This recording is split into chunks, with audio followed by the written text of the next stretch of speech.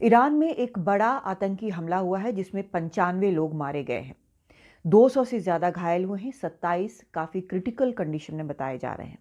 यह हमला हुआ है किरमान शहर में, जहां पर कब्र है ईरान के रिवॉल्यूशनरी गार्ड की कुड्स सेक्शन, जो एलीट एक सेक्शन हुआ करता था, उसके कमांडर की, कासिम सुलेमानी की, जिनकी 4 साल पहले मौत हुई थी। अमेरिकी हमले में मौत हुई थी और उनकी कब्र पर बड़ी संख्या में, हजारों की संख्या में लोग चौथी बरसी पर जुटे थे। इस वक्त यहाँ पर एक धमाका हुआ। इस कब्र से महज 700 मीटर दूरी पर यह धमाका हुआ और उसके 20 मिनट बाद करीब 1 किलोमीटर पर जब लोग भागने लगे उस रास्ते से, तो 1 किलोमीटर पर एक और धमाका हुआ। कुल मिलाकर 95 लोग इस धमाके में मारे गए हैं। तो इसको एक बहुत बड़ी घटना के तौर पर इसलिए भी देखा जा रहा है क्योंकि 1979 के बाद पहली बार इस तरह का बड़ा एक हमला हुआ है। लेकिन इसलिए भी इस वक्त इसकी टाइमिंग जो है वो इम्पॉर्टेंट है क्योंकि पश्चिम एशिया में तनाव बहुत ज़्यादा है हमास इजराइल के युद्ध को लेकर।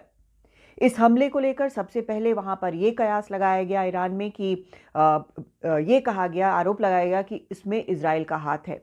कई ऐसे बयान आए, लेकिन कुछ ही देर बाद जो प्रवक्ता हैं अमेरिकी विदेश मंत्रालय के, उनसे जब ये सवाल पूछा गया तो उन्होंने कहा कि इसमें अमेरिका का कोई हाथ नहीं है और उनके पास ये भी मानने का कोई कारण नहीं है कि इसमें इजराइल का कोई हाथ है।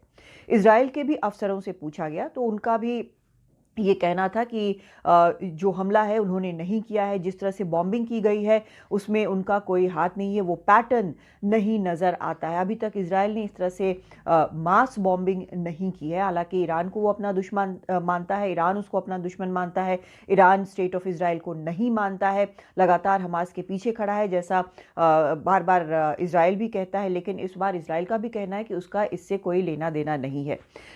लेकिन ईरान के कई दुश्मन हैं, ऐसा नहीं है कि उसके और दुश्मन नहीं है। इजराइल के अलावा कई मिलिटेंट ग्रुप हैं और वहाँ पर इसके पहले जो इस्लामिक स्टेट है उसने भी कई बार हमला किया है। लेकिन इस शहर में, किरमान शहर में, इस तरह का हमला नहीं हुआ है। इसको रिलेटिवली पीसफुल माना जाता है।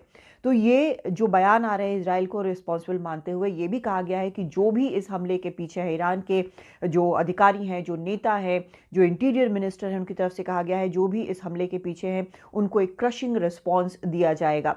अब समस्या ये है, तनाव ये है कि ये आखिर क्रशिंग रिस्पॉन्स क्या होगा, क्योंकि जो वेस्ट एशिया में, जो पश्चिम एशिया में जो तनाव है उसको देखते हुए लग ये रहा है कि कहीं जो युद्ध है, इजराइल हमास का युद्ध जो है वो और भड़क ना जाए। अगर इसमें ईरान भी पूरी तरह से कूद पड़ता है तो उसमें उस वक्त क्या होगा? क्या लेबनान के तरफ से भी, जो लेबनान में हमास के डिप्टी लीडर को ड्रोन हमले से मारा गया है, जिसके बारे में इजराइल ने हालांकि कोई कमेंट नहीं किया गया है, लेकिन कमेंट किया है, लेकिन जिस तरह से मारा गया है उसको लेकर भी तनाव है और हिजबुल्लाह का कहना है कि वो अब इसका बहुत तीखा जवाब देने वाला है। तो कई तरह से यहाँ पर एक बहुत ज़्यादा तनाव जो है, एस्केलेशन जो है वो इस पूरे इलाके में हो गया है। ईरान का जवाब क्या होगा वो देखने वाली बात होगी, किस डायरेक्शन में ये जवाब होगा वो देखने वाली बात होगी। लेकिन पूरी दुनिया में इसकी निंदा की गई है। कई देश हैं, चाहे वो रूस हो या फिर बाकी जो देश हैं, यूरोपियन यूनियन है, सब ने इसकी निंदा की है। लेकिन नज़र सबकी इस पर है कि क्या ये जो हमला हुआ है जिसमें 95 लोग ईरान में मारे गए हैं, क्या इसका डायरेक्शन ये होगा कि और भी युद्ध की आग पश्चिम एशिया में फैलेगी? दिल्ली से कादम्बिनी शर्मा, एनडीटीवी इंडिया।